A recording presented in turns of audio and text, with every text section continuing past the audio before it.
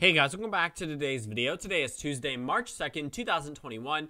And first I want to apologize for how late this video is getting out. It was a pretty stressful day, but I finally got around to making this video. And it's something that actually just recently came into the news. So I originally had plans to cover something that pertained to a certain governor's race. I'll actually end up doing that tomorrow. But today we're talking about the amount of support that the Joe Biden administration currently has. And some of the policies that have been implemented on top of the Democratic Party and the Republican Party.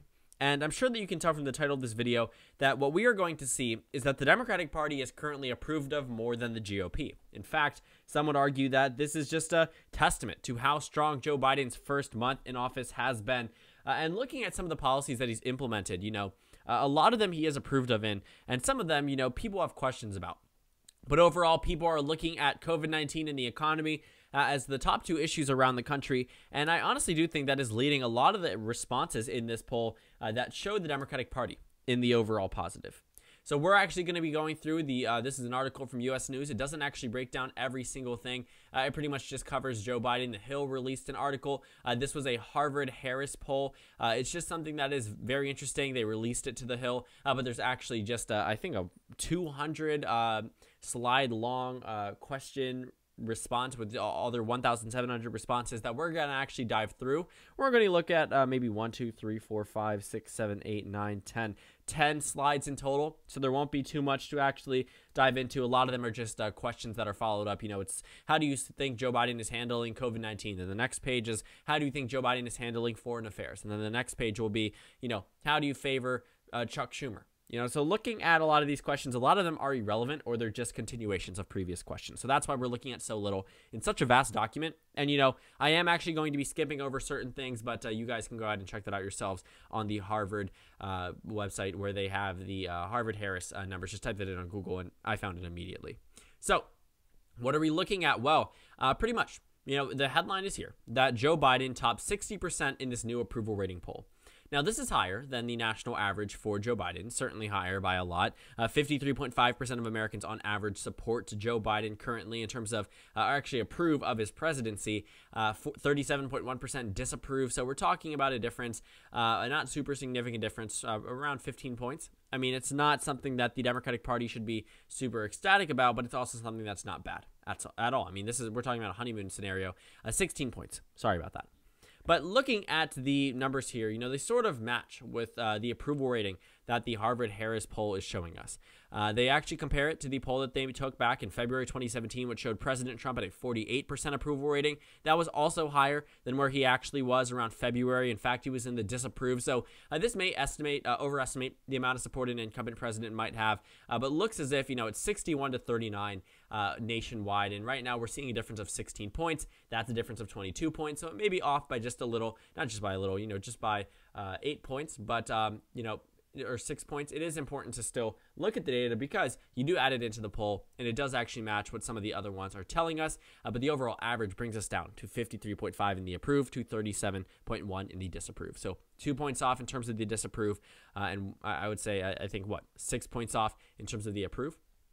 So let's go ahead and take a look at this poll. So like I had said, it's on the HarvardHarrisPoll.com. That is the website. You can find it here. Scroll down. You can go to top line full release or crosstabs full release if you want to take a look at demographic breakdown versus just responses. I'm going with the responses. We don't need to take a look too deeply into the demographics, but I do want to talk about why this might be happening and how interesting it actually is. So I wasn't correct. It wasn't 200 slides. It's actually 189, pretty close. But the first one that I'm going to bring you to before we talk about Democrats versus Republicans, which is sort of the buildup to why I think the Democrats may be approved of more than the GOP, is because a lot of these questions leading up to it sort of hint at that. Question number 14 was, do you approve of the job that Joe Biden is doing as president of the United States? Well, we just saw that 61% of respondents said yes. 34% of them said they strongly approve. 27% of them said they somewhat approve. 39%, however, say they disapprove. Of that 39% we're talking about in the overall 100%, 12% say they somewhat disapprove, and 27% say they strongly disapprove. And then they actually go issue by issue. In terms of the way that they approve of Joe Biden responding to COVID-19, 68% of respondents say they do. Administering the government, 62%. The economy, 61%. Foreign affairs, 61%. Fighting terrorism, 59. Stimulating jobs, 58. Immigration, 56. And then there's just, a few more things in terms of disapprove. But overall, he's approved of in every single thing that they asked about. COVID-19, government, economy, foreign affairs and terrorism, job growth, immigration. They like what Joe Biden is doing, at least based off what our sample is telling us. And of course, would correlate to the Democratic Party being approved of higher. But it's not just that. Question number 26 is also sort of a giveaway when they ask about which party fights more for the working class today. Well, the fact the Democrats have a 12-point advantage over the GOP in this one is also an indicator. And 43% to 31%, that is not a good sign. If you're looking at where the GOP has a similar deficit, well, not deficit, but advantage, it's actually not so much of an advantage, more so of a stereotype within the GOP. Which party represents the interests of wealthy Americans today? Republicans 43%, Democrats 28%, a difference of 15 points. So it looks as if the GOP is retaining their stereotype that only rich people support the GOP or only the elite support the GOP, which actually in many cases is the exact opposite. But looking at the numbers here, it seems as if the national perception is that the Republican Party is the party for affluent people.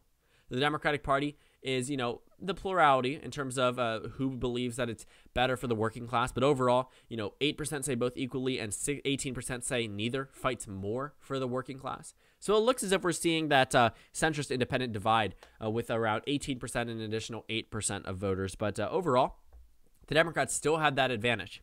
And that also directs me to a question about number 35 on this slide here, where we're actually going to be taking a look at the approval rating of different things. So when you're talking about how people feel about certain issues, talking about police reform, talking about Dr. Anthony Fauci, you have to ask these questions about what is your perception of certain words or certain companies or certain people, just hearing their names. How would you approve of them? Would you approve of them? Do you have a favorable or unfavorable view of them? Now, this actually differs from job approval rating. So when you look at Joe Biden and he's not at 61%, it means that 61% of voters say, hey, okay, I like what he's doing. But 56% say, I like him as a person. I may not agree with what he's doing, or I may agree with what he's doing, but 56% say, I approve of him as a person. I have a favorable view of President Biden. So looking at this list so far, the names go on, Amazon, Google, Center for Disease Control. These are just key phrases that you hear in the national news media, and they're just pretty much gauging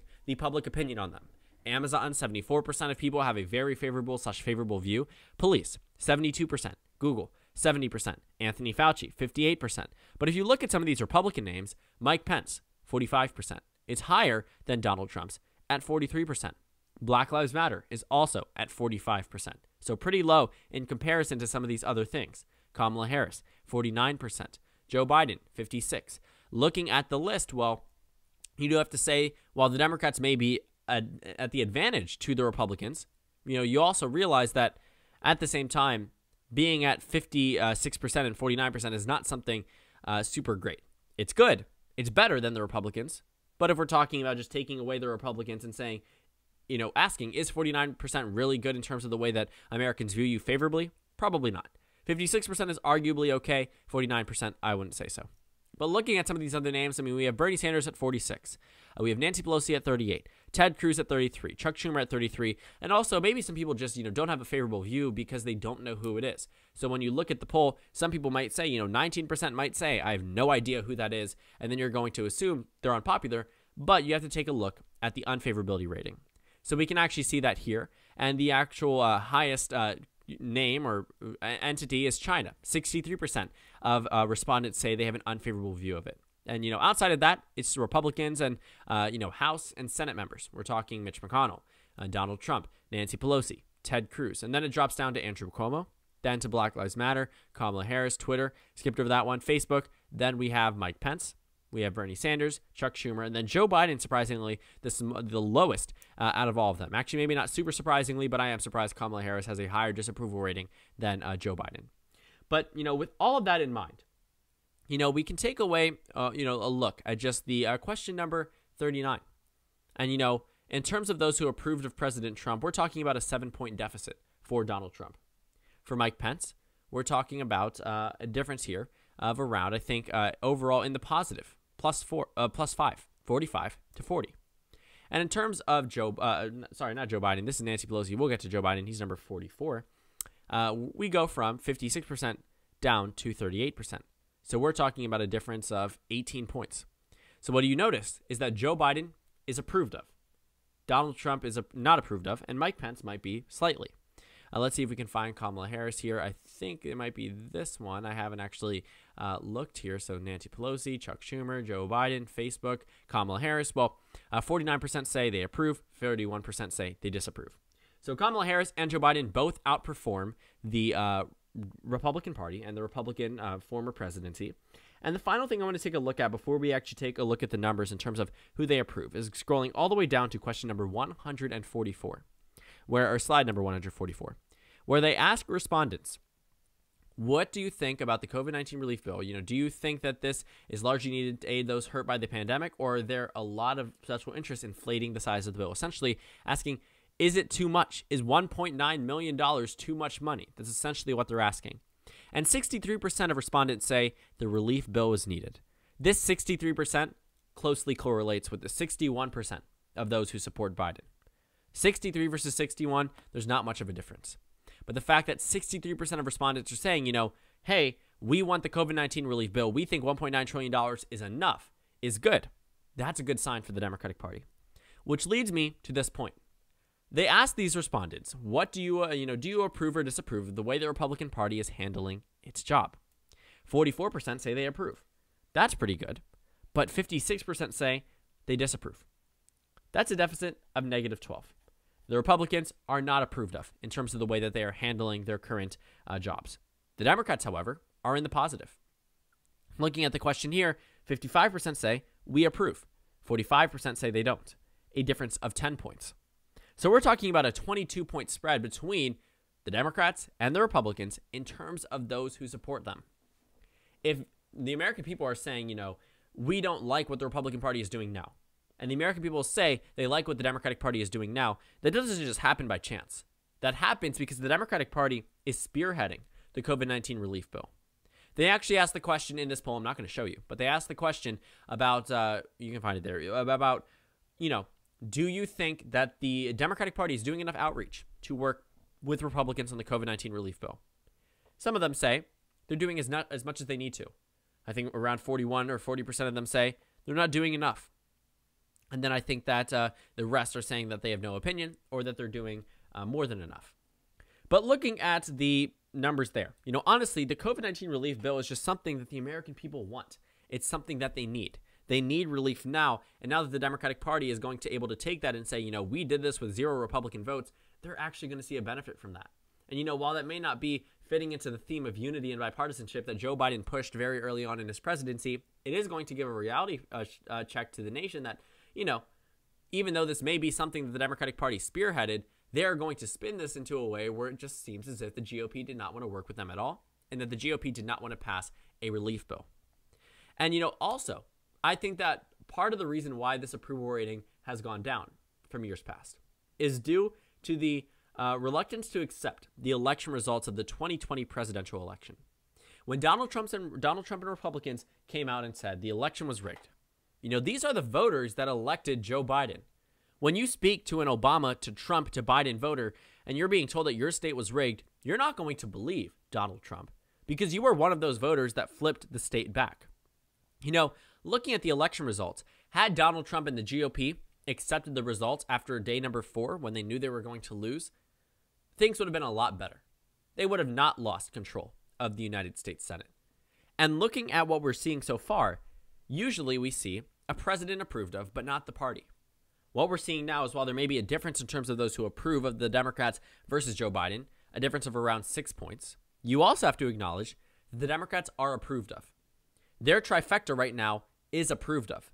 The American people seem to like what the Democrats are currently doing. And I think this is largely due to COVID-19 relief and how the media is portraying it to be just being done completely by the Democrats. And while that partially may be true, you also have to realize, Joe Biden spent a lot of his speech talking about unity, but also is not going to win over Republican votes. But then again, you'd have to realize that this relief needs to come now. Who cares? Honestly, for me, if, speaking as someone taking this channel out of consideration, if I'm just the average American citizen and I read the headline, Democrats pass COVID-19 relief bill, no Republicans voted for it, what are you going to think? Realistically speaking, it doesn't matter even if you watch the Senate proceedings, it just seems as if the GOP does not want to get it through the way that the Democrats do. Obviously, they're going to defer, but that headline's going to be out there. And there are, hundreds of millions of American voters or potential voters that are going to say, wait a minute, maybe the Democrats are the ones who are pushing this through. The Republicans touted what they did previously, but these are the largest checks we've seen to date. So if the Democrats can get this through, even with 50 votes, they will likely be praised because the American people want it. They don't care how it comes. They don't care how bipartisan it is, as long as the relief bill is there, as long as small businesses are being able to open in the fall, as long as things are going to recover over summer. They don't care which party does it as long as it's done. And this will likely determine whether or not Joe Biden will continue this approval rating. Right now, he's approved of by 16 points. It's fluctuated from 16 to 18 throughout his entire presidency, and I say that like it's been a long time. It hasn't been, but it's been pretty stagnant. Look at the trend over time. Do you see much of a difference? I mean, maybe the disapproval was up at 38%, dropped down now to 37%, but no real movement in terms of the overall numbers. For Donald Trump, it was a different story. The numbers kept consistently getting worse for him. Then he would rebound for a small time being, get pretty stagnant, get worse, rebound, get closer, super close, and then expand again, get closer to time for the election again, and then expand by the end of his presidency. So far, what we're seeing in terms of the first month for Joe Biden is that his approval rating has not faltered. And, these honeymoons last a pretty okay amount of time. If we're looking at it in a historical context, let's compare it in the first 42 days in terms of the approval of presidents. He's around where he should be. Donald Trump was just a very unpopular president. But if you're looking at this right now, he shouldn't be taking a dip this early on. And based off the numbers I'm seeing, I honestly don't think that he will. Because what we're seeing so far is that the Democrats are being approved of more than the Republicans because of Joe Biden, because of this trifecta that we're seeing, and because of these headlines. And this will likely determine whether or not 2022 will be the House election of 2014, a red tsunami year, the GOP winning 247 seats to the Democrats 188, one of the narrowest majorities we've seen in the smallest amount of seats we've seen for a political party in the 21st century, one of them. The Democrats had a bigger majority back in 2008 following that election. I think they had 254 seats. It was insane to think about. But, looking at the 2014 House map, we're going to have to think about, is this the type of map we will see when we wake up the day after the 2022 midterm elections? Or will we see a map similar to this one? Will we see the Democratic Party winning toss-up districts again? They lost every single one in 2020. I kid you not, every single one. You look at the House races. Well, you go down the toss-up districts, what do you notice? Not a single blue mark. You go down the Republicans expected to win narrowly. What do you notice? Not a single blue mark. You go down the Republicans expected to win easily. I'm sure you know how this goes. But for the Democrats, they had a column as similar. Democrats expected to win narrowly. What do we see? 4 Republican seats already. Let's keep scrolling. An additional one, 5, 6, 7. Well, that's bad. If you're not winning any toss-ups, you're not winning any leans, you're not winning any likelies or safes. But the GOP is winning some of your leans. That's bad.